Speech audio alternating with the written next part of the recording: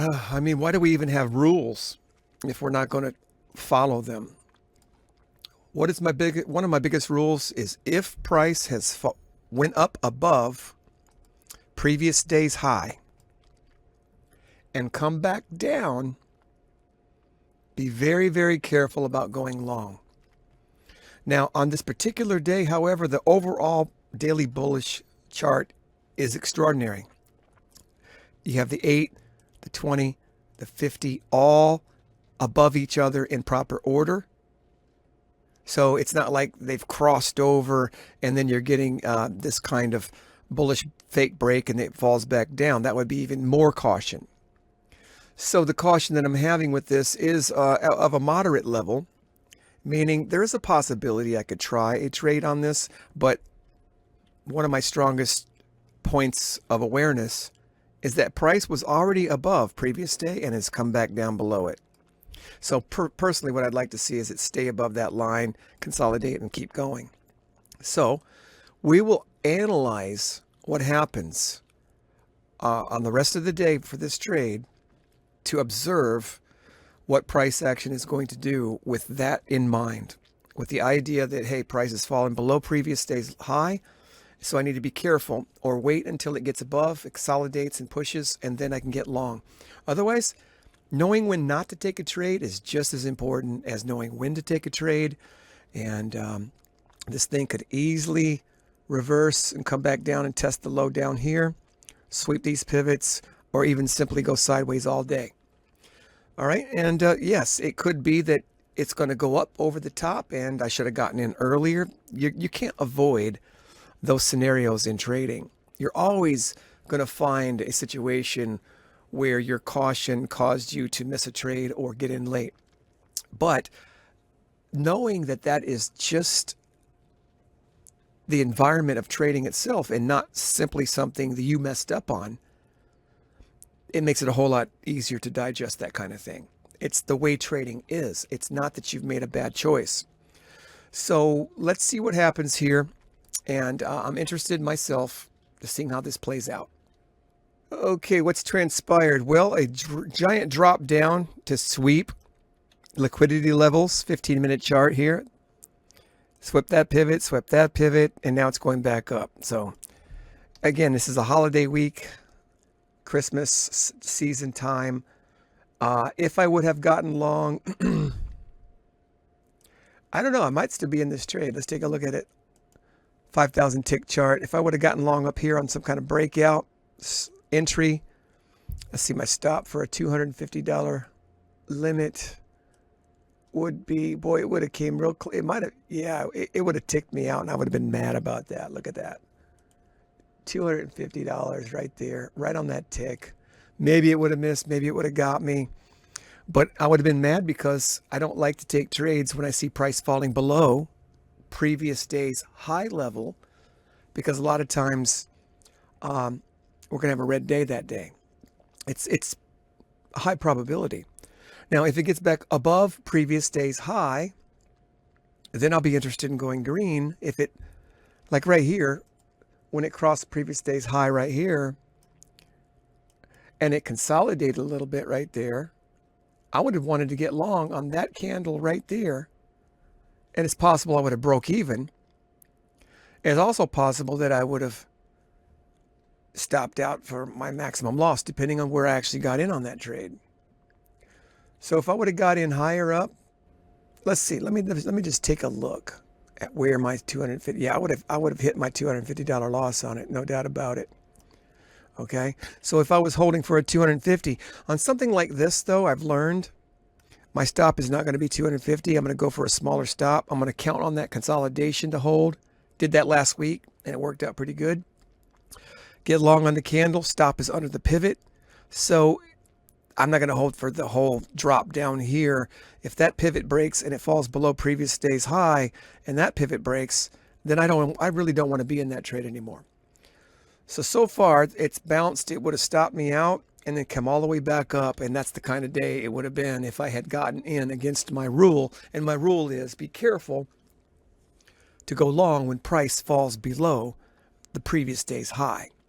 All right, so I think that's enough for this video. It's a good reminder for me to watch and journal in, and if I do anything, I might add to the video. Now I do have other strategies based on momentum, and I like those, and I like what I'm seeing here on this consolidation area right here.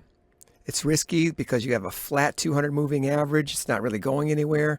But the way this is moving up here, consolidating, I took a try. It stopped me out. I jumped back in it for another try. And I'm hoping to get at least 1 to 1 or 2 to 1. If it fail on twice, if I fail twice, I'll just get out and I'll stop trading.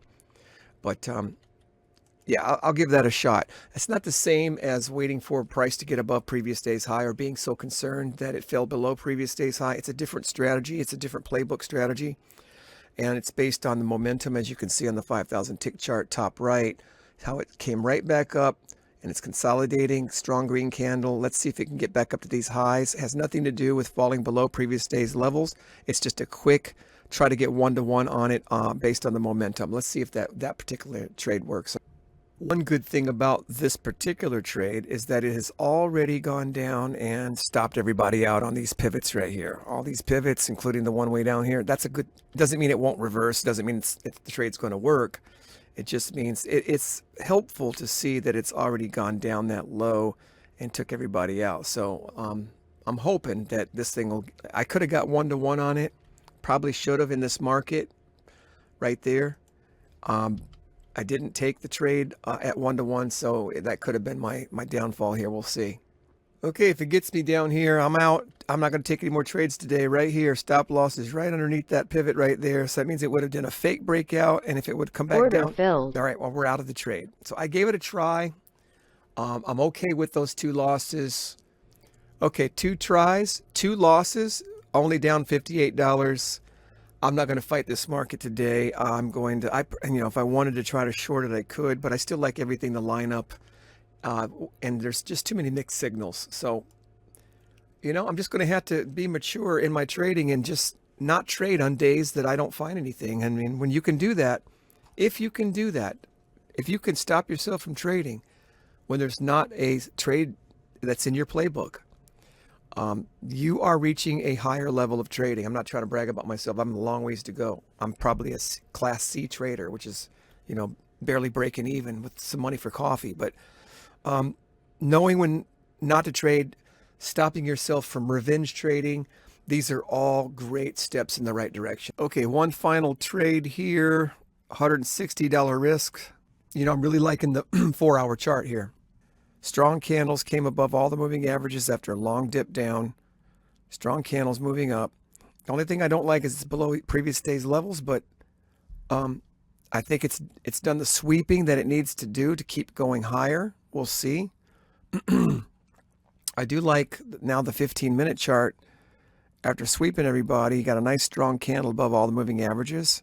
If you can just hold above that pivot right there, I think we're going to be heading back up to the previous day's levels. So I got my stop loss under the structure. The structure right here, I think is safe. I'm not going to go way down here with it. If it comes down and sweeps below this, it'll stop me. Of course, that's a good place that it could buy and bounce. But try putting your stop loss in a place where it's not a place that people can buy, and it's going to be very difficult to find that. So we just have to stick to the amount we're willing to lose and live with the loss if that's what happens. So let's see if this trade works out or not. Okay, I took another trade with a bigger risk, $150 risk, and we're up instead of down $50. We're up about 86 right here. So I'm glad I did it, and I did not stick around to watch it unfold. I literally went to the gym, came back, and it hit my target. If I would have gone to break even after almost 1 to 1, it would have stopped me up for break even, and I would not have had anything to show for. But I'm glad that I didn't stick around to watch it. I'm glad I got into one. First of all, why did I get into one? Well, look, the 4-hour chart looks so darn good right here. Beautiful patterns.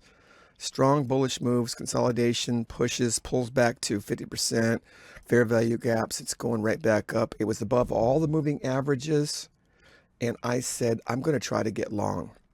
Now, the first 2 trades failed, And the third trade was much bigger and covered the losses. All right, so that's what happened, and I'm so grateful. And I guess I'm just grateful that I let it go as close to 1-to-1 as I possibly can, and not really worry about the trade, whether it's going to go or not, and just put the stop losses in, the targets in, and just leave it go.